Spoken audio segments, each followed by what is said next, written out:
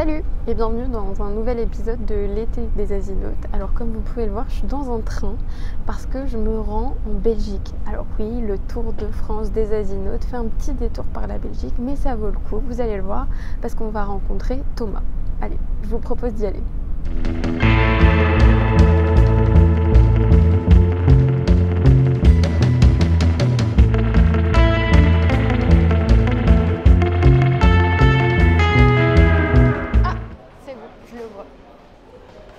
Salut Thomas. Salut. Je te montre, ça va? Ça va et toi? On fait la bise? Oui. Oui, en Belgique c'est une en fait. Ah merde, bon, ça commence bien. Alors, Thomas, on est où là? On est à la gare d'Arlon comme tu vois. Ok, Arlon Qui est une petite ville le chef-lieu de la province de Luxembourg en Belgique. Ok, alors attends, je vais moins vite. Tu veux que je t'aide? Tu veux que je porte ça pendant que Allez, tu... je veux bien. T'as vu mon super caddie? Ouais. Quand on est toute seule, il faut trouver des tactiques pour éviter de porter à bout de bras tout le matos. Alors c'est comment la vie en Belgique? Parce que je suis jamais venue moi. Il va falloir que tu me débriefes un peu. Bon, c'est difficile de résumer évidemment la Belgique à Arlon, c'est la Belgique, parce que c'est pas du tout le... Enfin voilà, déjà on a une toute petite ville, donc 30 000 habitants, donc forcément c'est une ville paisible, tranquille. Et comme je disais, ça a un statut un peu particulier ici, parce qu'on est juste à côté du Luxembourg. Ouais. Donc il y a 60% plus ou moins des habitants qui travaillent au Luxembourg. Ok. Donc la journée, ils ne sont pas là. Ouais. Et alors là, tu m'emmènes où? Là en fait ça dépend ce que tu veux faire. Sinon je te proposais, je suis en train de... En fait j'ai organisé un stage de création de jeux vidéo cette semaine. Ok. On a déjà organisé des stages de création de vidéos et des stages de création de jeux vidéo du coup. Ok. On avait fait ça avec entre autres peut-être des gens que tu connais, la développeuse du dimanche. Ouais, je vois, oui. Et elle était venue aussi une année avec Nathalie. Nat. Ok. Ouais. Trop bien. Ils ont fait une petite vidéo d'ailleurs sur leur venue à Arlon. Donc tu vois sur la chaîne YouTube. Ça. Le hasard fait que un mail envoyé à sur image fait que tu viens ici. Fait que je découvre Arlon. Ouais. Et que je te rencontre. Tout le monde est au courant, donc il n'y a pas de souci. Je fais mon influenceuse. Le comité de discussion que j'ai fait pendant 8 ans, jusqu'à l'année dernière. Après, ça a changé de forme. Et le but, c'est d'être un peu posé et de discuter un peu de ce qu'on a regardé sur Internet, ce qu'on a lu, ou même des trucs qui les travaillent, comme le féminisme, des choses comme ça. L'année dernière, c'était plutôt... les mecs étaient plutôt pas très fans des féministes, quoi. Alors, ça veut dire qu'ils sont pas d'accord avec ce qu'elles disent et qui regardent beaucoup de mecs sur Internet un peu masculinistes, qui font de la muscu, des choses comme ça. Mais c'est là que c'est très difficile. Parce que leur dire « Non mais attendez, les mecs que vous regardez, laissez tomber, quoi. Ça sert à rien. » Mais c'était... Donc ça sert à rien de dire ça. Mais c'est juste qu'ils exposent leurs idées, en fait, et qu'ils expliquent. Et voir un petit peu jusqu'où on peut aller. Et donc, généralement, c'est assez critique, par exemple, avec la sociologie aussi. Okay. Donc, cette année-là, ce qu'on avait fait, c'est on avait regardé une vidéo de... C'était pas Julien Rochdy, mais tu vois un peu C'était un peu le style et tout ça. Et c'était top 20 des privilèges masculins, un truc comme ça. Évidemment, c'était pas des privilèges masculins, c'était pour dire, nous, on meurt plus au travail, on machin et tout ça. Et chaque fois, c'était... il dit, ouais, en plus, il a des sources et tout ça. Et donc, il y avait des sources INSEE, enfin des sources sérieuses. Et donc, ce qu'il fallait faire, ce que j'ai fait pendant 1 heure ou 2, c'est il faut cliquer dans la source, lire la partie du document. Et donc, évidemment, c'est du cherry picking où il va prendre le petit passage sorti hors du contexte. Mais ça lui permet d'avoir une source crédible. Et donc, c'était déjà expliquer ça, mais c'est le paradoxe de... C'est quoi, la loi de Brandolini, c'est ça? Le truc où ça te prend beaucoup plus de temps en fait à débunker quelque chose qu'à produire le truc faux. Et donc c'est vraiment ça. Il y a 20 faits. Chaque fait, ça prend au moins 1 heure ou 1 heure et demie pour aller débunker le machin. Et donc voilà, tandis que regarder la vidéo, ça prend 5 minutes, quoi. Il y en a certains avec qui ça nous permet de discuter et puis d'aller un peu plus loin et de mettre un peu de nuance juste un peu dans le truc, quoi. Peut-être que après, il va voir une fois une vidéo de quelqu'un d'autre et puis il va dire Ouais, pourquoi pas en fait. De toute façon, c'est eux qui doivent découvrir après, ils doivent faire leur vérité, on va dire, quoi. Donc nous, on n'est pas là pour leur dire ce qu'ils doivent penser, ça sert à rien. Le fait en fait, le fait de se poser des questions, pour l'esprit critique, c'est déjà ça. C'est le fait de... Tout le monde se pose des questions, mais c'est aussi quand savoir faire confiance à une info, quand ça, ne pas y faire confiance, et avoir de la réflexivité sur ses habitudes aussi au niveau de la consommation. C'est un autre aspect, mais pour moi, il est hyper important. C'est vraiment l'information qu'on consomme, mais aussi comment, quoi. La façon dont on utilise son smartphone, l'impact que ça a sur nous, sur notre réflexion, sur notre façon de voir le monde.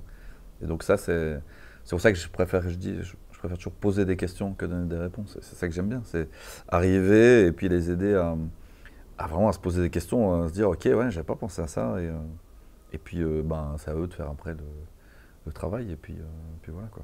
J'aime bien expliquer les choses quand je vais en animation, mais je trouve qu'on en apprend toujours, et que le but c'est quand même qu'on aide les gens à avancer eux-mêmes. Je préfère beaucoup ce truc-là, l'éducation populaire. J'aime bien cette notion-là, plutôt que enseigner façon voilà, verticale comme ça. Ça me plaît pas trop.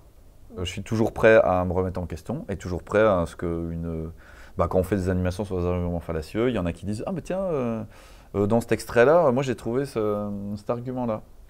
Et donc parfois on se dit « Oh bah tiens, c'est vrai que j'avais pas pensé à cet argument, donc on a réfléchi un peu, j'essaie de voir, et puis pourquoi pas, pourquoi pas en fait. Ça se peut que j'y ai pas pensé, que j'ai tort et qu'ils aient raison, et voilà. Donc ouais. Quand on faisait les ateliers ici, donc on appelait ça le CIA, qui a changé de nom, comité d'information Arlonnais, puis c'est passé, finalement c'était comité d'investigation et d'argumentation. Oula, c'est sérieux ça. Ouais, bon, on trouvait voilà, des trucs. Si tu regardes les vidéos qu'on a filmées à la Néocast, là, c'est marqué CIA au début. Et ouais, je pense que c'était pas spécialement des jeunes privilégiés en fait. Bon, globalement, j'ai toujours trouvé que c'était des gens très ouverts. Après, bon, à partir du moment où tu te dis, oui, je veux bien aller passer un mercredi sur deux à discuter. Et de ce que je consomme au niveau média, des idées, tout ça, ben forcément, quoi. Mais ouais, ça reste toujours intéressant, et c'est vrai que je les vois pas spécialement dans le cadre scolaire, mais il y en a qui avaient plein de problèmes dans le cadre scolaire, quoi. On leur donne la parole, on considère vraiment ce qu'ils disent, on n'est pas en train de leur dire non mais t'es con ou quoi, de penser ça, voilà, etc. Je pense que les choix qu'on fait pour le boulot, on le fait mieux quand c'est des trucs qui nous intéressent à la base. Et donc moi, tu m'as posé la question, quand c'est que j'ai commencé à m'intéresser à l'esprit critique? C'est en découvrant toute la sphère zététique sur YouTube en fait. Les premiers que j'ai regardés, c'était La Tronche en biais, Hygiène mentale.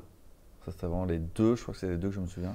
Enfin, je trouve que c'est ça quand on découvre quelque chose où vraiment ça a donné beaucoup de sens, on a envie un peu de le partager, et de le partager dans le sens aussi le fait de partager, ça permet de mieux expliquer, de mieux comprendre.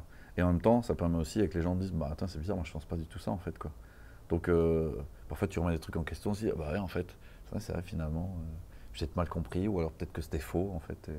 Donc ça c'est intéressant. Et donc j'ai commencé à prendre des contacts avec des petits vidéastes, c'était les plus accessibles, qui m'ont donné accès à d'autres vidéastes, et puis une fois que tu l'as organisé une fois, du coup les gens commencent à connaître. Je réfléchissais pendant 6 mois à des thèmes, soit par rapport à ce que eux traitent, enfin plutôt des thèmes entre guillemets d'actualité, ou alors des thèmes qui sont de société, on va dire, hein.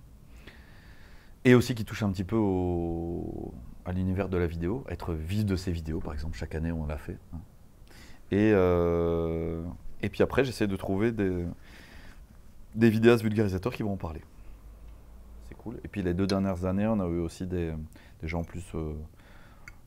quelqu'un qui fait de la recherche, ou des gens, ça restait des gens plus, malgré tout, assez jeunes, hein, mais qui venaient, et donc on avait un peu cet échange comme ça, pour essayer d'avoir des conférences, mais que ça soit accessible, et qu'on essaye d'aller un peu plus loin que juste une vidéo, quoi. Bon Thomas, merci de m'avoir reçu. Avec plaisir. Et juste avant de partir, j'ai une dernière question. Oui. Arrêt sur image, tu sais, c'est un média, on évolue constamment, et on fait ce tour de France et de Belgique. Voilà. Pour aussi avoir vos avis. Oui. On aimerait savoir ce que vous pensez d'Arrêt sur image, du site, du média. Donc, je te pose la question, qu'est-ce que tu penses du site? Est-ce que tu as des conseils pour la rédaction? Déjà, tout de suite, moi, ça a été vraiment le format arrêt sur image qui m'a plu.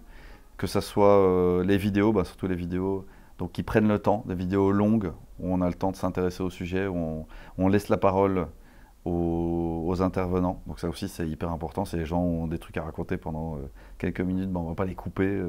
Les gens ne vont pas spécialement, je dis spécialement parce que je ne pense pas que les gens s'engueulent spécialement ou sont déjà même engueulés sur un plateau. Sur un plateau peut-être. Très fort, ouais. Je n'ai pas un souvenir. J'ai pas de souvenir d'une émission où ils se sont vraiment... Faut aller voir sur le site d'arrêt sur image. Et ce que j'ai toujours bien aimé aussi avec Daniel Schneiderman au début, c'est sa façon de poser les questions, sa façon d'interviewer, sa façon de relancer, sa façon de dire attendez un petit peu, j'aimerais bien, attendez, j'ai pas compris là, ou alors est-ce que c'est sûr que j'ai compris ça, ou voilà. Et donc ça, c'était souvent à des moments où moi-même je me disais non mais attends, est-ce que c'est vraiment ça qu'il a voulu dire? Donc je trouve que c'était vraiment une manière de comprendre plus finement les concepts et pas juste que les gens disent ce qu'ils ont à dire, mais parfois que ça soit pas assez vulgarisé parce qu'eux ils connaissent bien leur sujet forcément, quoi. Et maintenant c'est la même chose avec les articles, j'ai envie de dire. C'est les articles qui sont longs, où on prend le temps, où c'est pas... Après il y a des articles plus courts que j'aime bien aussi, mais globalement j'aime bien quand je m'y mets pour 10, 15, 20 minutes, quoi. Okay. J'ai le temps de lire, j'ai le temps de réfléchir, je le mets de côté, ça me fait penser à un autre truc. Il y a des liens vers d'autres articles, du coup, donc ça me permet d'aller parfois lire des liens qui sont postés dedans. Donc ça, c'est cool. Ouais. Je dis peut-être que moi, je regarde un petit peu moins les vidéos qu'avant, mais je regarde moins de vidéos en général. Donc je peux pas dire je regarde moins arrêt sur image, je regarde juste moins de vidéos et j'écoute plus de podcasts. Donc c'est vrai que je dirais, faites un podcast, mais bon, les podcasts que j'écoute sont gratuits, donc c'est peut-être ça la difficulté de faire un podcast comme ça. Je trouve que c'est cool que vous soyez sur Twitch, même si je ne regarde pas Twitch, mais je trouve que c'est une plateforme que j'aime bien, qu'on a déjà utilisée, nous, avec la dernière édition du Cracks, on l'a fait sur Twitch aussi, et c'était vachement intéressant d'avoir les commentaires des gens. Donc ouais, non, ça évolue, c'est bien. A priori, je veux qu'on reste abonné quelques années. Bon, c'est bon à savoir. Bon, merci en tout cas Thomas. Merci à toi. Vraiment, merci pour ce repas, c'était super bon. Écoute, le café est divin. Tant mieux. Et puis vous, je vous dis à bientôt pour un nouvel épisode de l'été des Asinotes. Ciao. Ciao.